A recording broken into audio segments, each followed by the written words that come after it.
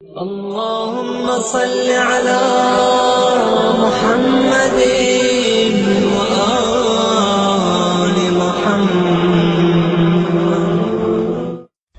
اعوذ باللہ من الشیطان اللعین الرجیم. بسم اللہ الرحمن الرحیم. رب اشرح لي صدری ویسر لي امری واحلل عقدۃ من لسانی یفقهوا قولی. ان اللہ وملائکتہ یصلون علی النبی یا ایھا الذین آمنوا صلوا علیہ وسلموا تسلیما. اللهم صل على محمد وآل محمد وعجل فرجه. واقعہ مباہلہ آج ہماری گفتگو کا موضوع ہے. عموماً ہم مذہب اہل بیت کے ماننے والوں پر ایک اعتراض کیا جاتا ہے کہ تم لوگ روتے بہت ہو. جب ایام عزا آتے ہیں، جب کسی امام کی شہادت کا دن آتا ہے تو آپ لوگوں کے ہاں سب ماتم جو ہے بچ جاتا ہے. اور کچھ لوگ رحم بھی کھاتے ہیں ہمارے اس گریے پر کہ بیچارے یہ شیعہ حضرات رونے دھونے میں اپنی زندگی گزار دیتے ہیں. حالانکہ ہم عدل الہی پہ یقین رکھتے ہیں اور اس خدا کا شکر ادا کرتے ہیں کہ جس نے نہ صرف ہمیں غمگین رہنے کے مواقع فراہم کیے اضافی طور پہ، بلکہ خوش رہنے کے بھی اضافی مواقع فراہم کیے. اگر ہم لوگوں کی بنسبت روتے دھوتے زیادہ ہیں، کریوزاری زیادہ کرتے ہیں، تو ہم خوشیاں بھی زیادہ مناتے ہیں. لوگ 2 دن عید مناتے ہیں، ہم 4 یا 5 دن عید مناتے ہیں. اور یہ عدل الہی ہے کہ جس کو وہ زیادہ رواتا ہے اس کو وہ زیادہ ہنساتا بھی ہے. یہ تو فقط اس دنیا کی بات ہے. آخرت میں انشاءاللہ ہنسی خوشی نعمتیں اور خدا کی رضا ہمارے ہی حصے میں آئیں گی، اور ان لوگوں کے حصے میں آئیں گی جو اہل بیت کے سچے اور حقیقی طور پہ ماننے والے ہیں. تو ذی الحج کا مہینہ جیسے کہ آپ نے دیکھا ہمارے لیے عید الاضحیٰ لے کر آیا، پھر عید غدیر لے کر آیا، اور اس کے بعد عید مباہلہ. تو 4 عیدیں جو سال میں ہوتی ہیں ہمارے لیے، اس میں سے 3 عیدیں اس ذی الحج کے مہینے میں موجود ہیں. شاید اللہ تعالی ہمیں رلانے سے پہلے ہنسانا چاہ رہا ہے کہ محرم شروع ہونے والا ہے، اب تمہیں بہت رونا ہے. ایام عزا شروع ہونے والے ہیں، اب گھر گھر صفحہ ماتم بچھے گا. تو اس سے پہلے 1 نہیں 2 نہیں 3 عیدیں ایک ساتھ ایک ہی مہینے میں منا لو، اور پھر جی بھر کے ماتم کرنا، جی بھر کے گریہ ازاری کرنا. کچھ لوگ غدیر سے مباہلہ تک کا جو سفر ہے 6 دن کا یا 7 دن کا، اس کو ہفتہ ولایت کے طور پہ مناتے ہیں، اور پورا ہفتہ جو ہے وہ عید قرار دیتے ہیں. جیسے مغربی ممالک میں کرسمس سے لے کے نیو ایئر تک پورا ہفتہ جو ہے سیلیبریشن اور جوبیلیشن میں گزر جاتا ہے. تو یہ بھی ایک طریقہ ہے لوگوں کی توجہ اس طرف مبذول کروانے کا کہ غدیر بھی ایک اضافی عید ہے مومن کے لیے، اور مباہلہ بھی ایک اضافی عید ہے مومن کے لیے. لیکن عموماً مومن اس معاملے میں کوتاہی کر جاتے ہیں اور ان 2 عیدوں کو اس طرح نہیں مناتے جس طرح منانا چاہیے. ابھی پچھلے دنوں نیو یارک کے میئر ڈی بلاسیو نے پہلی مرتبہ نیو یارک میں مسلمانوں کے لیے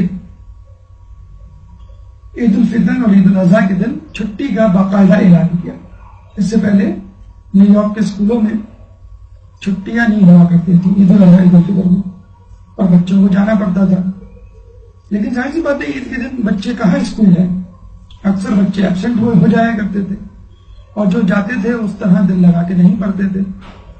تو انتظامیہ نے اپنا پورا زور لگا لیا، لیکن وہ بھاگ گئے کہ یہ ان لوگوں کی خاص عیدیں ہیں اور ان میں ہمیں ان کو چھٹی دے دینی چاہیے. تو ہم ایسا کیوں نہیں کر لیتے کہ اپنی عید مباہلہ عید غدیر کو اس طرح زور و شور سے منائیں کہ سرکار کو، ہماری حکومت کو 2 دن باقاعدہ اعلان کرنا پڑے کہ ان 2 دنوں کو ہم تعطیل کے طور پہ منانا چاہتے ہیں، ان 2 دنوں میں تعطیل رہے گی۔ اب آپ کہیں گے کہ بھائی یہ 2 ایام تو مذہب اہل بیت کے ماننے والوں سے منسوب ہیں، دوسرے کیا اس سے فائدہ اٹھائیں گے یا دوسرے کیا اس میں دلچسپی لیں گے؟ تو جس طرح 9 اور 10 محرم کا تعلق غیر شیعہ افراد سے ہے، حالانکہ وہ کچھ نہیں کرتے لیکن بہرحال کچھ نہ کچھ تو تعلق ہے، اور جس طرح ہم شیعہ افراد 9 اور 10 محرم کو گریہ زاری کرتے ہیں، حکومت کو مجبوراً ان دنوں چھٹی دے دینی پڑتی ہے کہ بھئی یہ 2 ایام ایسے ہیں کہ شیعہ حضرات اپنے گریہ ماتم میں اتنے مصروف ہیں، جلسے جلوس میں اور مجالس میں، کہ پورا شہر جو ہے لگتا ہے کہ وہ سیاہ لباس میں ملبوس ہو گیا ہے اور ماتم کر رہا ہے۔ تو کیوں نہ ہم ان 2 دنوں کو اس طرح منائیں کہ حکومت مجبور ہو جائے کہ پورا شہر لگتا ہے کہ عید منا رہا ہے، وہ کہ فقط شیعہ عید منا رہے ہیں، جس طرح 9-10 کو فقط شیعہ ہی عزاداری کر رہے ہوتے ہیں، اہل سنت حضرات نہیں کر رہے ہوتے، لیکن ان کی عزاداری اتنی زیادہ واضح نمایاں ممیز ہوتی ہے کہ حکومت کو چھٹی دینی پڑتی ہے۔ تو کیوں نہیں ہم عید غدیر اور عید مباہلہ کو اس طرح واضح طور پہ منائیں کہ حکومت کو باقاعدہ نوٹیفیکیشن جاری کر دیں۔ تو کوشش کریں کہ ان 2 ایام کو، عید غدیر اور عید مباہلہ کو، اس طرح زور و شور سے منائیں کہ جس طرح 9 اور 10 محرم کو باقاعدہ عام تعطیل کی جاتی ہے، اس طرح جو ہے ان 2 ایام میں بھی تعطیل کی جائے۔ اور یہ مثال میں نے آپ کے سامنے پیش کر دی کہ جس طرح نیو یارک میں بچوں نے اسکولوں سے چھٹیاں کر کے یہ ثابت کر دیا کہ یہ 2 ایام ہمارے عید کے ایام ہیں، اس میں ہمیں خوشیاں منانے دو، تو آپ لوگ بھی اپنی تمام سرگرمیاں معطل کر کے فقط اور فقط جو ہے عید غدیر اور عید مباہلہ کی خوشیاں منائیں، تاکہ لوگ مجبور ہو جائیں کہ ان 2 ایام میں آپ کو اضافی رعایت دیں۔ لیکن غدیر ہو یا مباہلہ ہو، اس کو منانے کے لیے اس کے فضائل جاننا ضروری ہے، ان واقعات کی آگاہی ضروری ہے، ان پیغامات کو حاصل کرنا ضروری ہے کہ جو اس واقعے کے حوالے سے منسوب ہے، منسلک ہے۔ پھر وہ اعتراضات جو دشمنان دین، دشمنان اہل بیت اس حوالے سے اٹھاتے ہیں، ان کے بارے میں بھی کم آگاہی ہونی چاہیے۔ اور وہ کیا دیگر واقعات ہیں کہ جو اس دن پیش آئے عید واقع مباہلہ کے علاوہ، اور آخر میں پھر انشاءاللہ ان اعمال کی طرف ہم چلیں گے کہ جو اس دن انجام دینے چاہیے۔ ایک درود پڑھ دیں محمد علیہ محمد۔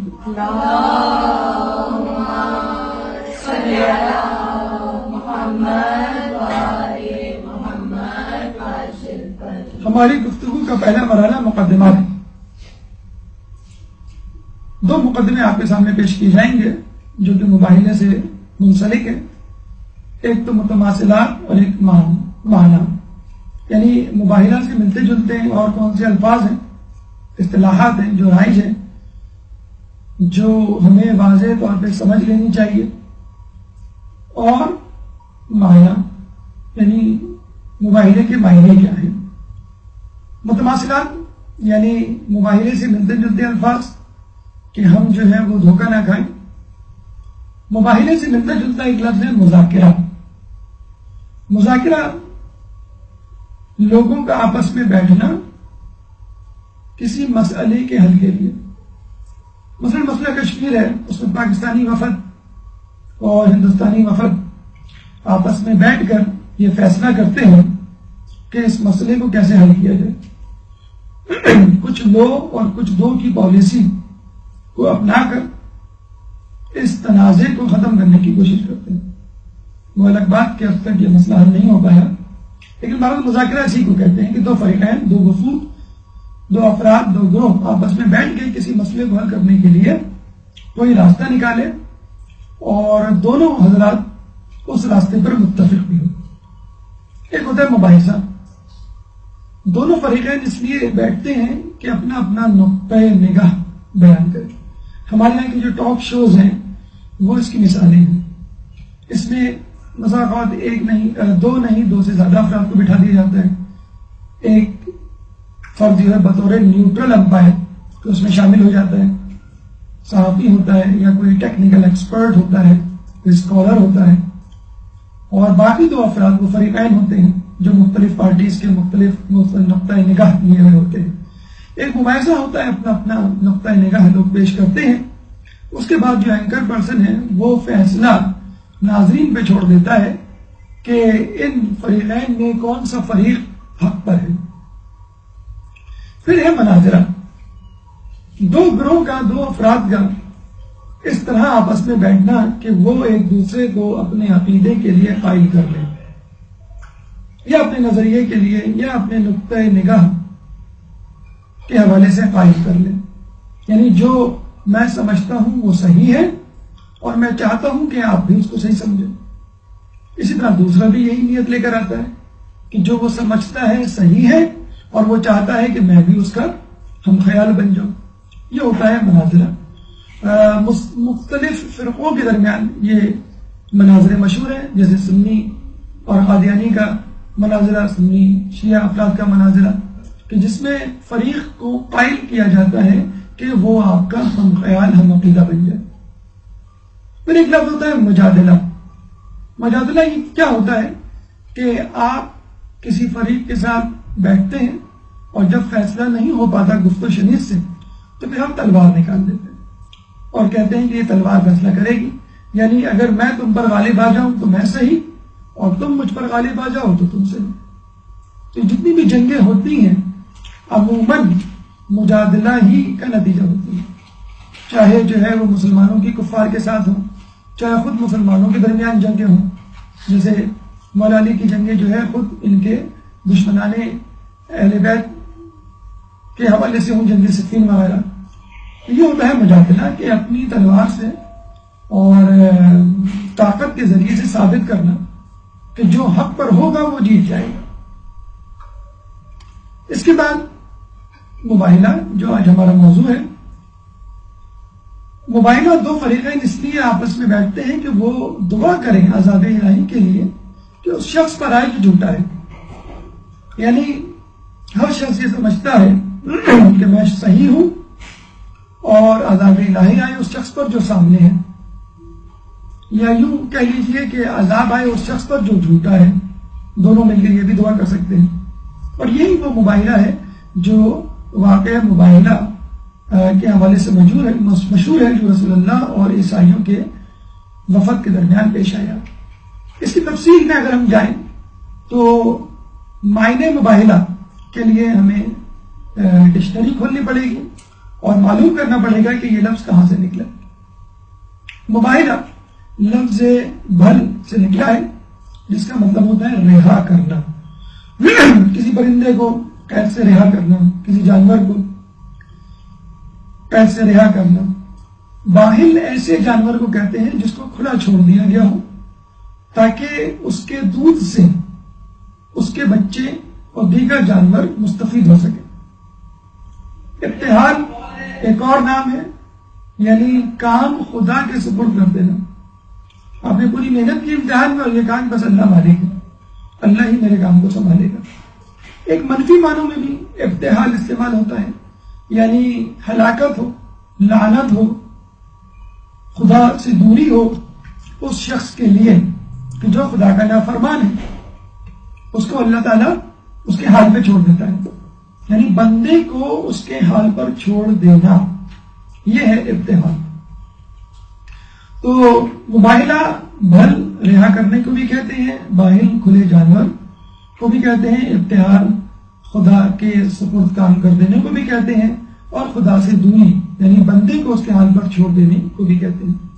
اصطلاحی معنی شریعت میں، قرآن میں، حدیث میں یہ لفظ کس طرح استعمال ہوا ہے.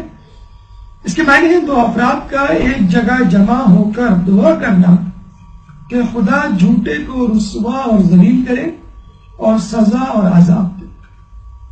یعنی 2 فریقین جب مناظرہ کر چکے ہوتے ہیں، عموماً یہ مناظرے کے بعد پیش آتا ہے کہ جب گفتگو سے، ڈسکشن سے، مباحثے سے بات نہیں بنتی اور دونوں فریق بضد ہوتے ہیں، یا کوئی ایک فریق بضد ہوتا ہے کہ نہیں فیصلہ ہونا چاہیے کہ کون صحیح ہے، اگر باتوں سے نہیں حل ہو رہا تو کوئی اور طریقہ ہو، اور اگر الہی طریقہ ہو یا تو عموماً کسی تھرڈ آدمی سے، نیوٹرل آدمی سے، تیسرے فریق سے فیصلہ کروا لیا جاتا ہے، لیکن وہ یہ سمجھتے ہیں کہ بہترین طریقہ یہ ہے کہ اللہ سے فیصلہ کروا لیا جائے.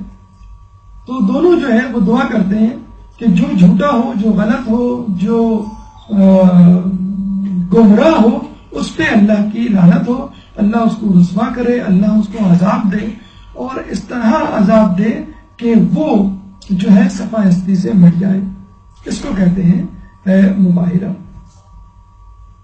اب آئیے ہماری گفتگو کا دوسرا مرحلہ وہ واقعات کہ جو اس واقعہ مباہرہ سے منسلک، مربوط اور جڑے ہوئے ہیں. ایک درود پڑھ دیں محمد علیہ وسلم. صل علی محمد وعلی محمد. ویسے تو دو الفاظوں میں یہ واقعہ ہمارے سامنے موجود ہوتا ہے کہ رسول اللہ اور عیسائی وفد نے آپس میں جو ہے یہ ایک مباہلہ کیا کہ ایک جگہ جا کر ایک دوسرے پہ لعنت کا ارادہ کیا، اور اس سے پہلے کہ رسول اللہ جو ہے بد دعا کرتے عیسائیوں نے اپنی شکست مان لی. لیکن تفصیل میں جانے سے پتہ چلتا ہے کہ یہ بڑا دلچسپ جو ہے واقعہ تھا، اور اس واقعے کے پیچھے بہت سارے چھوٹے چھوٹے واقعات بھی جمع تھے، اور ان واقعات میں عیسائیوں کی نفسیات اور اسلام کی حقانیت بھی ہمیں ثابت ہوتی ہوئی نظر آتی ہے، اور بہت سارے اخلاقی پہلو اور پیغامات ہیں وہ بھی ہم اس سے سمیٹ سکتے ہیں. تو آئیے واقعات کی طرف چلتے ہیں.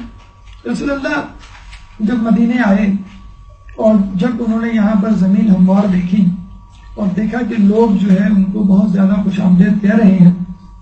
مکے میں ایسا نہیں تھا، وہاں پہ لوگ بہت زیادہ جو ہے پریشان کن رویہ رکھتے تھے، اور اسلام کا اظہار تک ناممکن ہوتا جا رہا تھا، اور وہاں پہ جینا مشکل تھا. لیکن جب مدینے آئے تو مدینے والوں نے بڑا اچھا استقبال کیا، اور آتے ہی رسول اللہ کو اپنا ہیڈ آف دا اسٹیٹ، حکومت کا جسے کہتے ہیں رہنما، لیڈر بنا دیا. اور رسول جو ہے وہ مسلمانوں کے بھی لیڈر ٹھہرے، یہودیوں کے بھی اور مشرکین کے بھی. اور رسول اللہ نے جب یہ دیکھا کہ یہاں زمین بڑی ہموار ہے تو فوراً جو ہے لوگوں کو تبلیغ اسلام پھیلانا شروع کی، اور اس کا دائرہ کار فقط مدینہ تک نہیں رکھا بلکہ مدینے سے باہر بھی. جب مکمل طور پہ مدینے کے جو منافقین ہیں اور مشرکین ہیں اور عیسائی اور یہودی ہیں جب مغلوب ہو گئے تو رسول اللہ نے 9 ہجری کو اس دعوت کو ایکسپورٹ کرنا شروع کیا، یعنی مدینے سے باہر، عرب سے باہر، نجد و حجاز سے باہر کے ممالک اور شہروں کو اپنا پیغام پہنچانا شروع کر دیا. اور جہاں جہاں رسول اللہ کا پیغام پہنچتا وہاں جو ہے اسلام کی دعوت پھیل جاتی.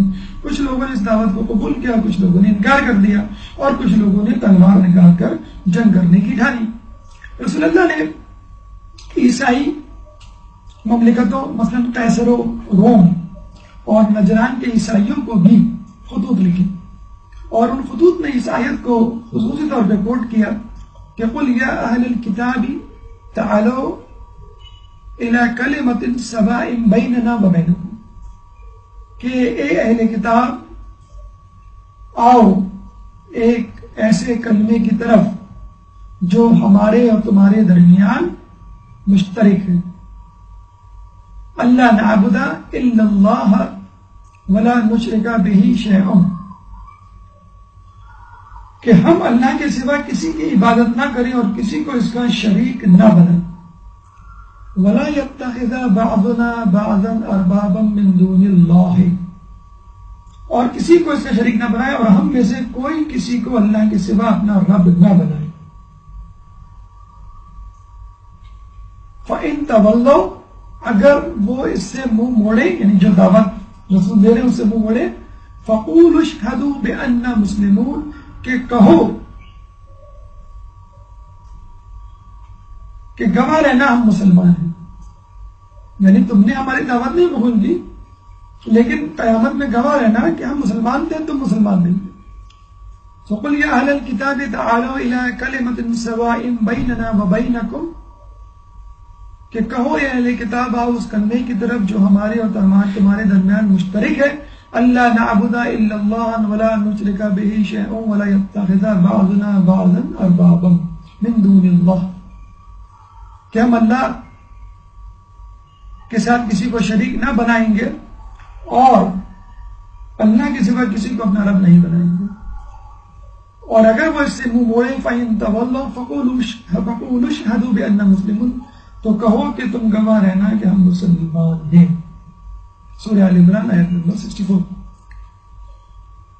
تو یہ رسول اللہ نے ایک کامن پوائنٹ، کامن فیکٹر دیا، اور یہ ایک طرح کا ہمارے لیے پیغام ہے کہ جب بھی ہم کسی کو امر بالمعروف اور نہی عن المنکر کریں تو ایسی چیز پر کریں کہ جو ان کے اور ہمارے درمیان مشترک ہے۔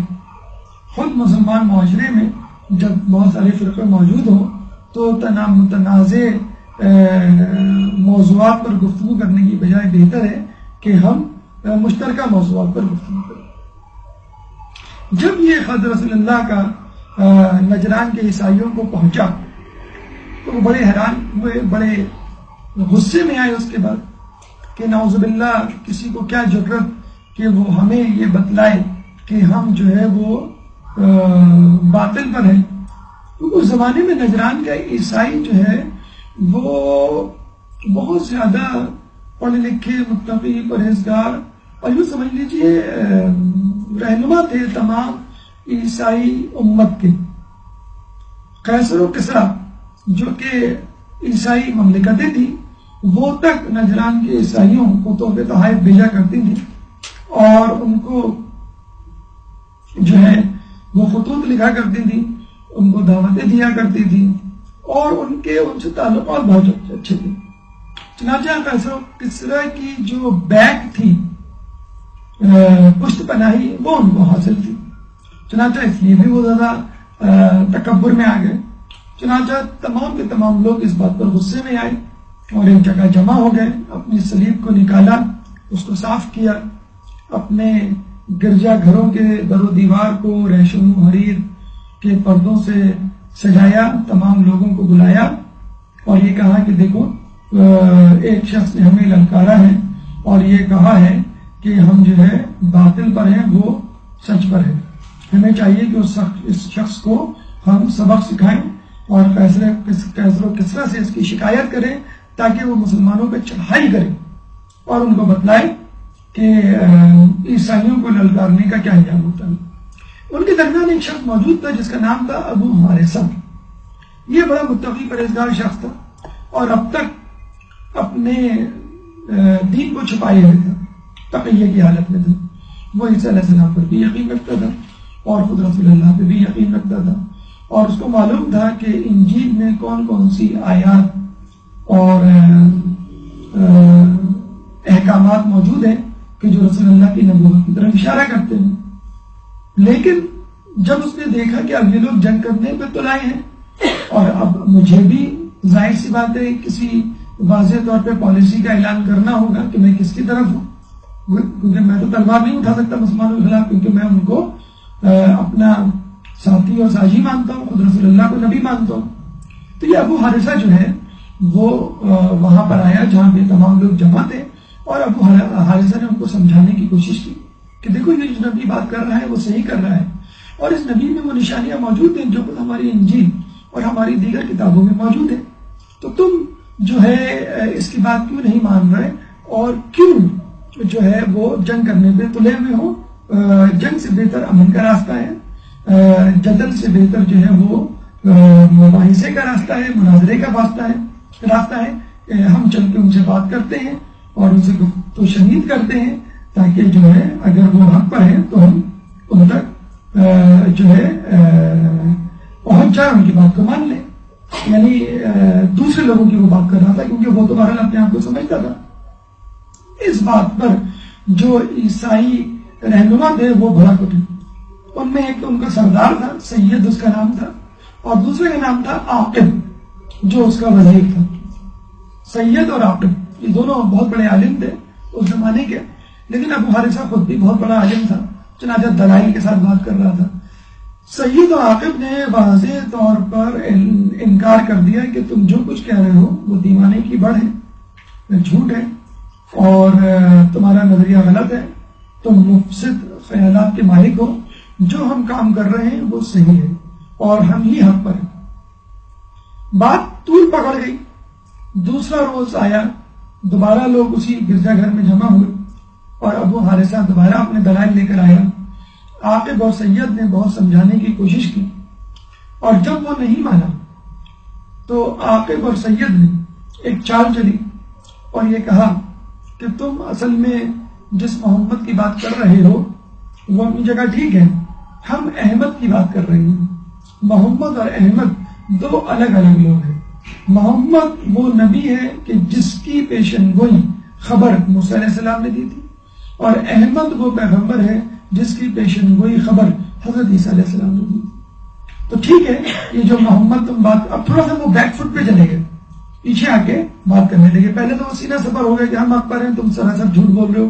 پھر یہ کہا کہ تم کسی حد تک سچ بول رہے ہو، لیکن اتنا سچ ہے کہ محمد اپنے علاقے، اپنے قبیلے قریشیوں کا نبی ہے، پوری امت کا، پوری دنیا کا نبی نہیں ہے۔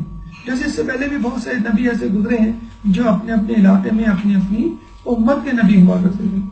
اب انہوں نے پیترا بدلا، پہلو بدلا اور دوسری طرف سے وار کیا، اور یہ کہا کہ محمد فقط اپنے علاقے قریشیوں کے نبی ہیں، وہ ہمارے یا پوری دنیا کے نبی نہیں۔ اب یہاں بھی یہ اشکال پیدا کر کے یوں سمجھ لیے انہوں نے ایک ٹائم آؤٹ لے لیا، ایک جو ہے وہ سانس لے لیا، اور لوگ جو ہے وہ کسی حد تک اس بات سے جو ہے وہ مطمئن ہو گئے۔ لیکن ابو حارثہ بدستور اپنی بات پر اڑا رہا۔ تیسرے روز وہ دوبارہ مزید مطالعہ کر کے آیا، مزید ریفرنسز، حوالہ جات لے کر آیا۔ یہ ہم جو تفصیل بتا رہے ہیں اس مناظرے کی تفصیل بتا رہے ہیں کہ جو خود عیسائیوں کے درمیان ہوا اور نجران کے اندر ہوا، کہ جس میں ابو حارثہ نامی عیسائی متفق تھا کہ رسول جو کہہ رہے ہیں صحیح کہہ رہے ہیں، ان کی بات مان لو، دیگر اس کی مخالفت کر رہے تھے۔ تو وہاں پہ وہ ایک ہوم ورک کر کے نکلے تھے۔ وہ ہوم ورک کیا تھا وہ ہم آپ کو بتا رہے ہیں۔ تیسرا روز جب شروع ہوا تو جس طرح ہماری یہاں کتابیں کافی ہے، استفسار ہے، تہذیب ہے اور دیگر ملا یا الفقیہ ہے، اس طرح مختلف کتابیں ہیں جس سے ہم قرآن کے علاوہ جس سے ہم بہت ساری باتوں کو وضاحت کے ساتھ، تشریح کے ساتھ، تفصیل کے ساتھ سمجھ سکتے ہیں۔ اسی طرح ان کے پاس انجیل کے علاوہ اور بھی کتابیں تھیں، مثلا کتاب زاجرہ، صحیفہ شمعون، شمعون یعنی عیسیٰ علیہ السلام کا وصی۔ ابو حارثہ نے کتاب زاجرہ کا حوالہ دیا اور یہ کہا کہ اگر تم محمد اور احمد کے ابہام میں مشوش ہو، پڑھے ہوئے ہو، تو چلو ہم فارقلیت کی بات کر لیتے ہیں۔ کتاب زاجرہ میں ایک شخص فارقلیت نامی نبی کی خبر دی گئی ہے، اور اس کی یہ خصوصیات ہیں، اور وہ خصوصیات اس رسول، اس محمد، اس شخص جس نے تم کو خط لکھا ہے اس میں پائی جاتی ہیں۔ اب اس مسئلے کو چھوڑو کہ اس کا نام محمد ہے کہ احمد ہے، لیکن بہرحال جس شخص نے تم کو یہ خط لکھا ہے اس میں فارقلیت کی پوری خصوصیات پائی جاتی ہیں، اور یہی وہ فارقلیت ہے جس کے بارے میں عیسیٰ علیہ السلام کو وحی کی گئی تھی کہ تمہارے بعد ایک نبی آئے گا جس کا نام فارقلیت ہوگا۔ اور صحیفہ شمعون میں اس سے زیادہ کی تفصیل دی ہوئی تھی کہ فارقلیت کی نسل سے اس کا ایک بیٹا بعد میں پوری دنیا پر قبضہ کرے گا جو امام مہدی ہوگا۔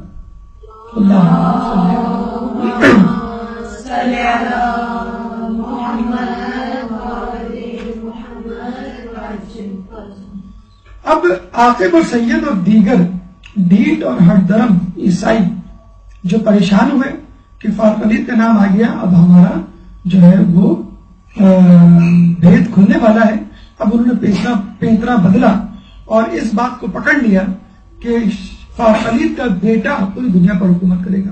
انہوں نے فوراً کہا کہ جس شخص نے ہم کو خط لکھا ہے یعنی محمد، اس کا تو کوئی بیٹا نہیں، اس کے 2 بیٹے ہوئے تھے، پیدا ہوتے ہی مر گئے، اور اب تو کوئی بیٹا نہیں ہے اس کا، بلکہ 3 بیٹے، ہاں بیٹی ہے اس کی۔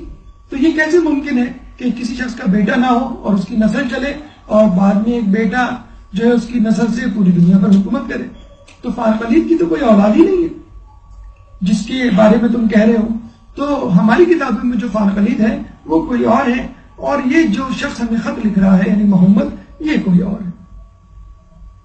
جب ابو حارثہ نے یہ سنا تو اس نے اس مسئلے کو ایک اور کتاب جامعہ سے حل کرنے کی کوشش کی، اور اس نے کہا کہ کتاب جامعہ میں یہ مذکور ہے کہ محمد اور احمد ایک ہی شخص کے دو نام ہیں۔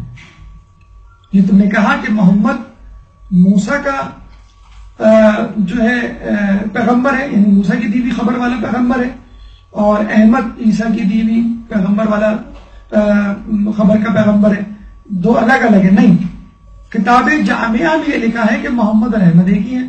پھر ایک طویل آیت اور حدیث اس نے اس کتاب جامعہ کی پڑھ کے اس نے سنائی کہ جس میں اللہ تعالیٰ آدم علیہ السلام سے مخاطب ہے، اور آدم علیہ السلام کو اللہ تعالیٰ ایک نور متعارف کرواتا ہے اور کہتا ہے کہ یہ نور احمد ہے۔ پھر اللہ فرماتا ہے کہ میں محمود ہوں، چنانچہ یہ محمد ہے۔ محمود جس کی سب سے زیادہ تعریف کی گئی ہو، محمد جس کی بہت زیادہ تعریف کی گئی ہو، تو یعنی یہ احمد ہے، لیکن چونکہ میں محمود ہوں چنانچہ میں نے اس کا نام محمد رکھا۔ تو یہ احمد بھی ہے، محمود بھی ہے۔ اس کے بعد اس نور کے ساتھ ایک اور نور تھا، تو اللہ نے کہا یہ اس کا وسیع علی ہے۔ اس کے بعد ایک تیسرا نور تھا، اس کے بارے میں اللہ نے کہا کہ یہ اس کی دختر فاطمہ ہے۔ اس کے بعد دو اور نور تھے کہ جس کے بارے میں اللہ نے فرمایا یہ ان کے بیٹے حسن و حسین ہیں۔ پھر باقی نوروں کا تعارف کروایا کہ کہا کہ یہ ان کے بیٹے ہیں۔ آخر میں ایک نور مثل ستارہ صبح تھا کہ جس بارے میں کہا گیا کہ یہ ان کا آخری نور امام مہدی جو پوری دنیا پر حکومت کرے گا۔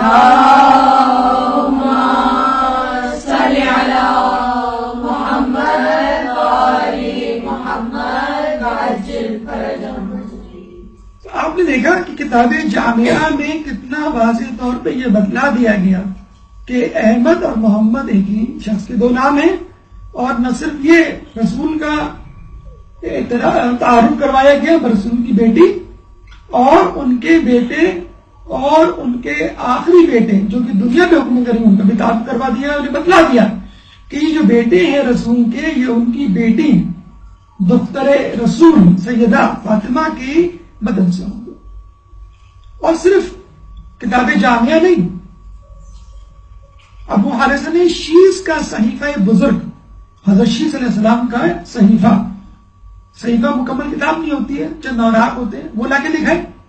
اور ابراہیم علیہ السلام کی سلوات، ان کا بھی کچھ صحیفے تھے، کچھ پیجز تھے جو صندوق ابراہیم میں موجود تھے، وہ لے کر آیا اور اس میں سے صفحات نکالے اور کہا کہ دیکھو ابراہیم کو جو صحیفے ملے تھے، صحیفہ ابراہیم، صحیفہ موسیٰ، اس کا تذکرہ قرآن میں موجود ہے۔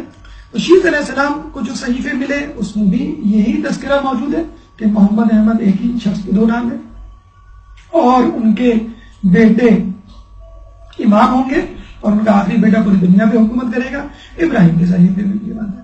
یوں ابو حارثہ بن علقمہ کی فتح ہوئی اور عاقب اور سید اور دیگر ہر درم عیسائی اپنا منہ لے کر رہ گئے۔ اب یہ حضرات اپنے اپنے گھروں کو واپس گئے اور ایک اور میٹنگ بلائی کہ اب ہم ابو حارثہ نے جو ہمارا بیت کھولا ہے اب ہم اس کا کیسے مقابلہ کریں، کیونکہ وہ نہیں چاہتے تھے کہ رسول اللہ کو اپنا آخری نبی مانے، کیونکہ اس صورت میں ان کی چودراہٹ، ٹھیکیداری، تحفے تحائف، دعوتیں، منزلتیں اور دولت جو قیصر و کسریٰ اور قیصر و روم سے جو وہ پاتے تھے وہ ہاتھ سے جانے کا خدشہ تھا۔ اب انہوں نے یہ بیٹھ کے فیصلہ کیا کہ ایسا کرتے ہیں، ہم یہ کہتے ہیں ابو حارثہ سے کہ چلو ہم نے تمہاری یہ بات مان لی کہ یہ وہی شخص ہے، لیکن ہم اپنی آنکھوں سے دیکھنا چاہتے ہیں کہ کیا اس شخص میں وہ تمام خصوصیات موجود ہیں جو انجیل اور دیگر کتابوں میں موجود شخص کے حوالے سے لکھی گئی ہیں کہ جو آنے والے نبی میں موجود ہوگی۔ ہم چاہتے ہیں خود اپنی آنکھوں سے ان تمام صفات کا مظاہرہ کریں۔ ٹھیک ہے، یہ شخص ہو سکتا ہے تمہارے مطابق ایسا، لیکن ہم چاہتے ہیں اپنی آنکھوں سے دیکھیں کہ واقعی وہ ایسا ہے۔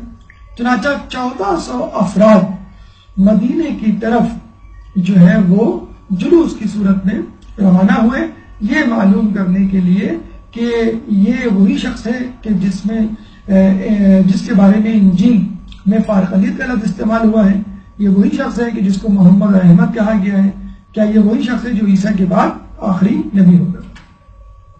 دوران سفر کہتے ہیں کہ عاقب جس گدھے پہ سوار تھا وہ بدکا، جب وہ بدکا تو اس نے جو ہے نازیبہ الفاظ کہے، تو وہاں پہ ایک اور شخص جو اس کے ساتھ تھا عاقب کا ہم خیال، یہ کہا کہ دیکھو نازیبہ الفاظ نہ کہو، رسول اللہ کے بارے میں نازیبہ الفاظ نہ کہو، وہ نبی ہے۔ اب جو تیسرا شخص کھڑا ہوا تھا اس نے کہا کہ آپ لوگ تو کہہ رہے تھے کہ یہ وہ شخص نہیں ہے، اور ابھی آپ کہہ رہے ہیں کہ یہ وہی ہے، آپ کو یقین ہے؟ تو پھر اس نے سید نے اور عاقب نے اس بات کا اعتراف کیا کہ اصل میں ہم بھی یہی سمجھتے ہیں کہ یہ یہی شخص ہے، لیکن ہم صرف اس لیے جا رہے ہیں کسی طرح کہ اس سے صلح کر لیں، یہ بتائے بغیر کہ ہم اس کو پہچان لیں، تاکہ وہ ہم سے جزیہ لے لیں اور ہمیں اس کا مذہب نہ اختیار کرنا پڑے، کیونکہ ہم نے اگر اس کا مذہب اختیار کر لیا تو یہ تمام تحفے طوائف دعوتیں اور جو منصب ہم کو بادشاہوں کی طرف سے ملا ہوا ہے کہ وہ ہمارے ہاتھ سے، یعنی ان کے درمیان اگر کوئی شخص رسول اللہ کو برا بلا کہتا تو وہ اس کو منع کرتے کہ نہ کہو، یہ نہ ہو کہ تمہارے اوپر خدا کی لعنت آ جائے کیونکہ تم ایک نبی کو برا بلا کہہ رہے ہو۔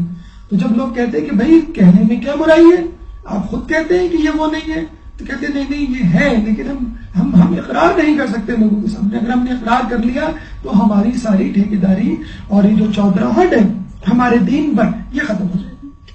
بہرحال عیسائی ایک موہوم سی امید لیے ہوئے، ایک خواب لیے ہوئے مسجد نبوی میں آئے کہ کسی طرح یہ شخص وہ نبی نہ ہو جس کی خبر دی گئی ہے، کیونکہ اگر یہ ہوا تو ہمیں اپنی تمام جو ہے وہ